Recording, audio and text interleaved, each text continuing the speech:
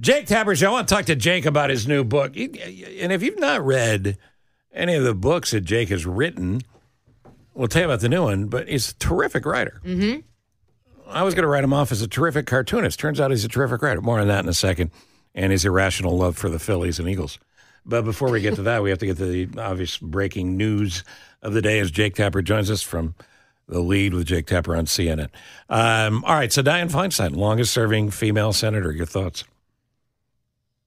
Well, I mean, she leaves behind an incredible legacy. I mean, obviously, the last 2 years of her time in the Senate were pretty controversial just because of questions about her ability to do the job. But moving past that and honoring her incredible career and her trailblazing for women politicians, this is a day that I think has a lot of significance for a lot of people, but especially I think for women politicians, Democrats and Republicans who saw Dianne Feinstein in the Senate and thought, I can do that, whether it's Republicans like Joni Ernst of Iowa or Democrats, like Kamala Harris, who is now the vice president. It also opens up some really interesting political questions in terms of who is Gavin Newsom, the governor of California, going to appoint to that seat. I think he has promised that that seat will now go to an African-American woman. I think he has said that.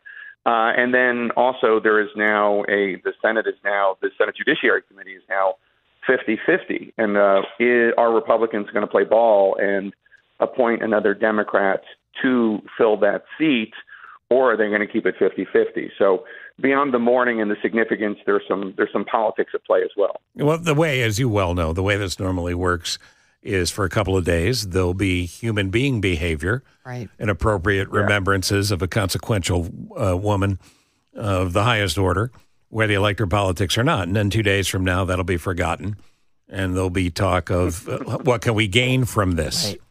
What can we gain from this meeting's already taken place. But where do you anticipate it will go based on who you're talking to and what you know?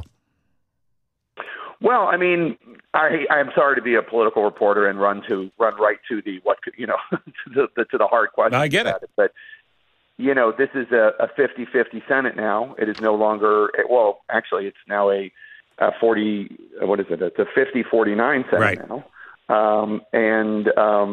it's very closely divided, and the government is about to shut down because of the House Republicans' inability to come together and pass a spending bill. So, every vote literally does count. And then there are these just looming questions, who's going to be picked and that sort of thing. But, Dianne Feinstein in her own right was somebody who blazed a trail for woman politicians, showing that she could do the job as efficiently, as effectively as any male politician, right? Which meant a lot. At the time, it seems obvious now, but in the time of the 80s and the 90s was hugely significant. She was a more moderate to conservative voice on national security issues, which I think ruffled a lot of feathers on the progressive left, but also, for more moderate Democrats, showed a way that it could be done. Absolutely a trailblazer, yeah. Andrea Darlis, this is a big weekend for another reason. Right. The government is apparently out to lunch. Yeah, apparently. So my question, Jake, always, will the government shut down? I know we have a 24-hour window, I believe. What is being done and what will be done to prevent a government shutdown? What needs to be done, I guess I should say. A prayer, miracles, smoke. Aside from the obvious of bipartisanship. I don't see, it's not really, honestly, can I tell you, it's not a question of bipartisanship. This is an issue with the House Republicans not able to get their act together. I mean, there is an agreement, and Kevin McCarthy walked away from it. And the Senate Democrats and Republicans are on the same page, basically, with the White House.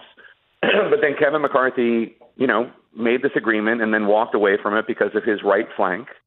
And now that there isn't even agreement within the House Republicans to pass even a very conservative bill that wouldn't even pass the Senate and be signed by the president. The House Republicans are in a real position of disarray where they can't even agree on a conservative alternative to what Kevin McCarthy walked away from.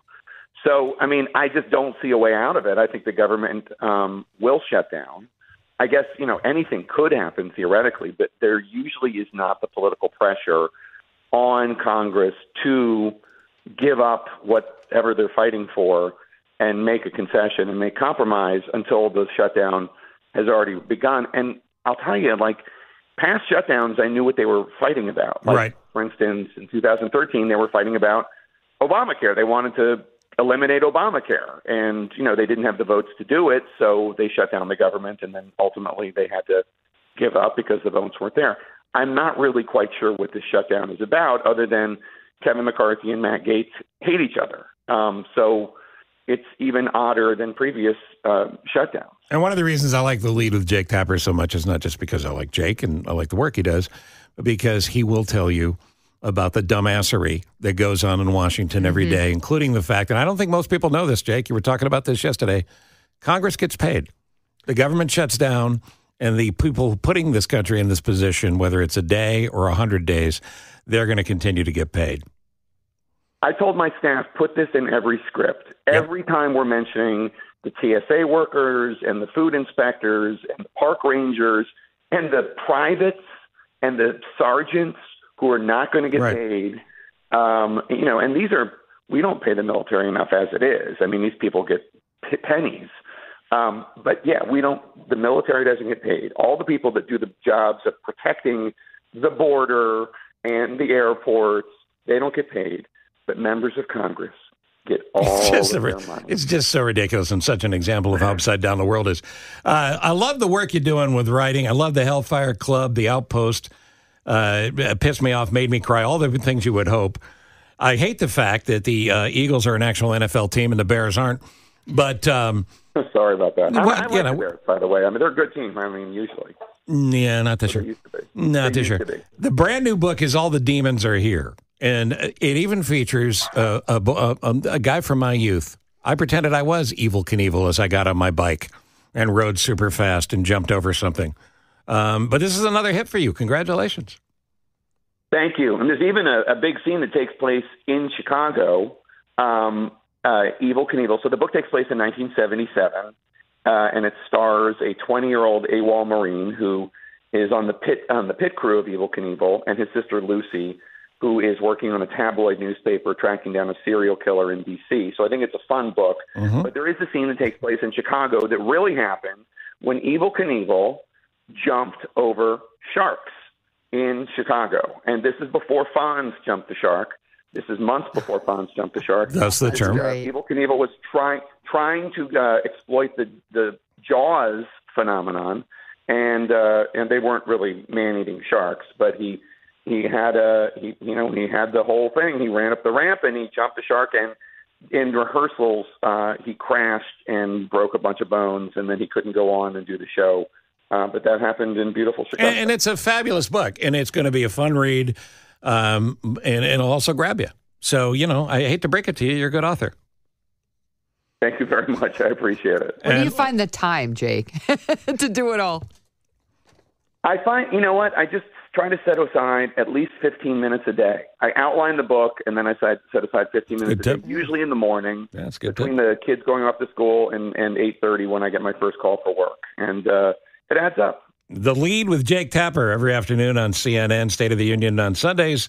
All the Demons Are Here, the new book. I hope you'll come back soon because it's always great talking to you. Thank you so much. Really appreciate it. There you go. That's Jake Tapper at CNN.